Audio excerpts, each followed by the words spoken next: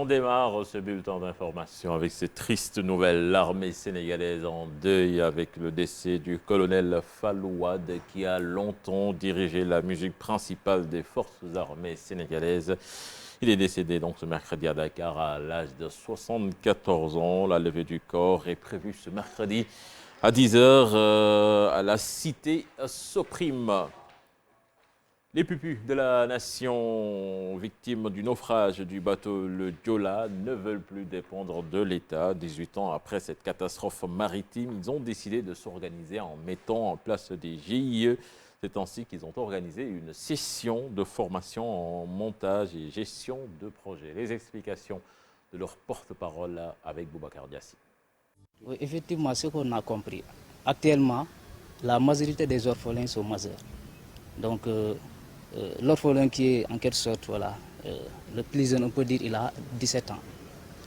Donc, on ne peut pas chaque fois attendre de l'État. On ne peut pas aussi attendre de l'Office. Parce que l'Office a pris qu'une petite partie des orphelins en charge. Il y a à peu près 900 orphelins qui sont laissés en rade. Donc, on s'est dit pourquoi pas mettre en place ce projet pour demain nous prendre en charge, permettre aux orphelins qui n'ont pas eu la chance de faire des études longues, d'aller à l'université, pourquoi pas ne pas les amener, travailler avec nous, comme ça ils peuvent avoir des salaires, subvenir à leurs besoins, mais aussi aux besoins de leur famille. On a un registre de commerce, un INEA, donc en quelque sorte cette formation va dans ce sens-là. En tout cas, on a besoin du soutien de tous les acteurs, toutes les personnes vives de la nation, en particulier l'État et les collectivités territoriales. Et puis le chef de l'État au sujet de la commémoration ce 26 septembre du 18e anniversaire du naufrage de Joola a réaffirmé la solidarité de la nation aux familles des victimes. À ce titre, il a demandé d'intensifier le processus d'édification à Ziguinchor du mémorial musée national dédié aux victimes. Cette altercation entre pêcheurs sénégalais et chinois lundi après-midi, le capitaine de la pirogue originaire de Mbour, gravement blessé, il est hospitalisé dans un hôpital à Banjul. Les pêcheurs sénégalais et gambiens désidentifient le bateau qui s'appellerait Soleil 7 et ils dénoncent l'octroi des licences à des bateaux étrangers.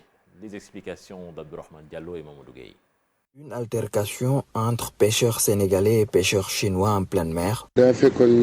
On était en train de faire nos activités tranquillement. Le bateau a fait exprès et s'est accroché à nos filets. On leur a demandé de libérer nos filets. Ils n'ont pas voulu. Mais ils avaient des armes blanches à bord. Donc on a insisté et ils ont commencé à jeter des produits. Lors de cette altercation, un Sénégalais a été gravement blessé. Le capitaine de la pirogue se trouve présentement dans un hôpital en Gambie. On est venu leur supplier pour leur demander de nous excuser et de laisser nos filets. En ce moment-là, le capitaine avait déjà enlevé ses habits. Il était là en train d'observer. C'est par la suite qu'ils ont pris un seau, ils ont mis de l'acide et du gasoil avec le feu. Ils l'ont jeté et il est atteint. La pirogue aussi a commencé à prendre feu. Il y a l'un d'entre nous qui a maîtrisé le feu et le capitaine est gravement blessé. Les pêcheurs sénégalais et gambiens interpellent les autorités des deux pays. Ils estiment qu'au-delà du péage des ressources maritimes, les bateaux étrangers ont entamé une chasse à l'homme. Et si les autorités ne réagissent pas, le pire risque de se produire. Et puis le secteur touristique a impacté négativement par la pandémie du coronavirus avec une perte estimée à près de 350 milliards de francs CFA. Vous avez suivi hier le cri du cœur du patronat sur nos antennes. Prétexte pour la TFM de faire le constat à Saint-Louis où les acteurs se prononcent et ils révèlent que le mal est beaucoup plus profond dans la vieille ville. Pire encore, des hôtels ont été fermés dans l'île et dans la langue de Barbarie. Les détails dans cette correspondance signée Ousseynou Diop et Habib Seck. Hier, la Fédération des organisations patronales de l'industrie du tourisme du Sénégal a annoncé une perte sèche de 350 milliards de francs CFA depuis le début de la pandémie de la Covid-19. À Saint-Louis, les acteurs confirment et annoncent que le mal est plus profond. Grave que ça. Pour rebondir de cette crise, ça sera très difficile.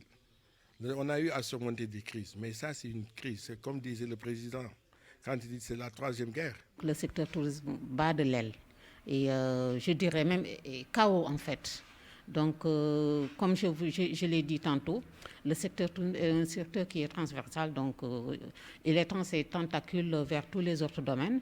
Donc, raison pour laquelle, si ça va mal, tous les autres secteurs sont impactés. Dans la ville, plusieurs réceptifs hôteliers sont fermés, selon les acteurs. Depuis mi-mai jusqu'à présent, je n'ai pas un taux de 7%. Une catastrophe. Et mieux, il y a d'autres hôtels à Saint-Louis qui sont fermés. Complètement fermés à Saint-Louis. D'autres sur la langue de Barbarie, sur l'île. Dans l'île, il n'y a que maximum 4 hôtels ou bien 5 qui sont ouverts. Mais dans la langue de Barbarie, tous les hôtels sont fermés. Parce qu'ils ne peuvent pas. Ils ne peuvent pas reprendre les activités tout en sachant qu'il y a des charges fixes qui sont là, qui ne bougent pas et qui les attendent. Donc, après plusieurs mois de galère, le crédit hôtelier de 15 milliards de francs CFA, débloqué par l'État du Sénégal, a permis à la Fédération d'assister 1300 entreprises du secteur. À Saint-Louis, les acteurs demandent de plus à l'État du Sénégal pour éviter le chaos. Budgétaire de 15 milliards que l'État le met à 100 milliards. Parce que devant nous, on ne sait pas, on espère. Mais non, la source de clientèle a des problèmes. Dans la ville tricentenaire, le tourisme est à l'agonie. Beaucoup de réceptifs sont actuellement fermés et le personnel mis en chômage.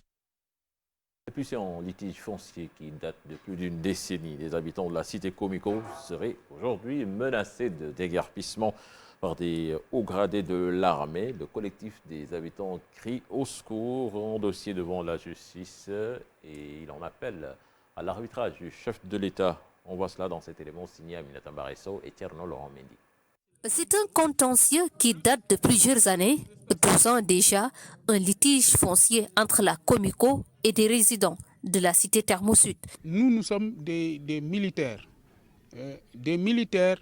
parfois même de carrière. Certains d'entre nous sont encore en activité, d'autres sont à la retraite. Nous habitons dans les locaux, dans ces bâtiments-là, pour certains depuis plus de 40 ans, d'autres depuis plus de 30 ans. Regroupés autour d'un collectif, ces habitants, la plupart des militaires, accusent des gradés de l'armée. Il se trouve maintenant que derrière, il y a des officiers qui ont instruit la coopérative militaire de construction, qui n'est rien d'autre qu'une coopérative comme toute autre coopérative, une coopérative qui n'est même pas régie par le ministère des Forces armées. Cette coopérative-là, qui déjà sur le terrain a été déjà servie, et n'a même plus le droit de citer, c'est cette coopérative qui aujourd'hui a le culot de nous traîner en justice. L'arbitrage du chef de l'État est attendu. Nous interpellons le président de la République.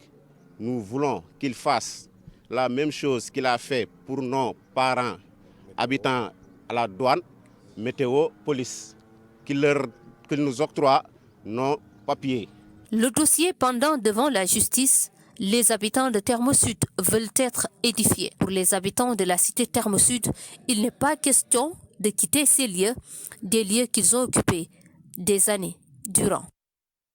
Actualité internationale à présent avec vous, Mamadou Fall, direction la Côte d'Ivoire avec la présidentielle qui se profile à l'horizon et Pascal Affi-N'Guessan qui rejoint l'appel de l'opposition. Tout à fait, cher Tidjane Diaw. L'opposition ivoirienne donc a un renfort de taille. Pascal Affi-N'Guessan rejoint la coalition et l'appel de Henri Konan Bédié à la désobéissance civile. Le président du Front populaire ivoirien est l'un des 4 candidats à l'élection présidentielle d'octobre prochain. Nous l'écoutons. Détermination à prendre toute notre part dans le programme de désobéissance civile que le président Henri Konan Bédié a lancé. Et donc nous sommes en phase sur cette démarche, nous sommes en phase sur les objectifs recherchés. Il était donc important que nous nous rencontrions pour voir quelles peuvent être les prochaines étapes. Parce qu'il ne s'agit pas de rester au stade des mots, il faut passer aux actes. Et donc c'est une réunion pour définir, je dirais, le cadre dans lequel nous allons commencer à travailler. Il faut que le plus rapidement possible, nous passions à la phase pratique pour que l'objectif poursuivi soit atteint dans les meilleurs délais. Vous savez que depuis le 25 août, j'ai évoqué la nécessité de cette alliance. J'ai fait une conférence de presse pour dire qu'il faut que dans le contexte actuel, face au défi qui nous est lancé par M. Ouattara et à l'enjeu que cela représente pour la paix, pour la stabilité, pour la démocratie en Côte d'Ivoire, il faut que toute la classe politique se mobilise, se rassemble et dépasse ces contradictions internes qui sont secondaires pour regarder l'intérêt national, l'intérêt de la Côte d'Ivoire et se mettre ensemble. Et donc je peux dire que dans une certaine mesure, je participe à une initiative qui était recherchée, qui était souhaitée depuis longtemps. Avant de parler du Mali, une petite brève s'agissant donc de la Guinée-Bissau qui fête aujourd'hui sa fête ou son indépendance. Plusieurs chefs d'État sont attendus, y compris celui du Sénégal, M. Macky Sall. Au Mali, la SEMA maintient la pression sur la junte. Elle a eu un tête-à-tête avec les militaires sur l'accord de paix d'Alger. Cependant, la SEMA a fait savoir son refus de siéger au Conseil national de la transition si elle n'obtiendrait pas satisfaction. À noter également que le médiateur de la CEDEAO pense à une possible levée de sanctions contre l'État malien. L'ancien président nigérian est arrivé à Bamako ce mercredi pour une visite de 48 heures, une semaine après le sommet d'Accra, avec donc la junte malienne Goodluck Jonathan.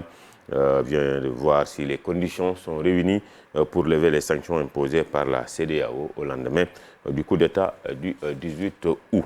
Nigeria, le président de la République, Muhammadu Buhari, a annoncé la mort de 23 personnes, un drame causé par un incident provoqué par un accident d'un camion-citerne chargé du carburant qui s'est renversé sur une route très fréquentée dans le centre du pays.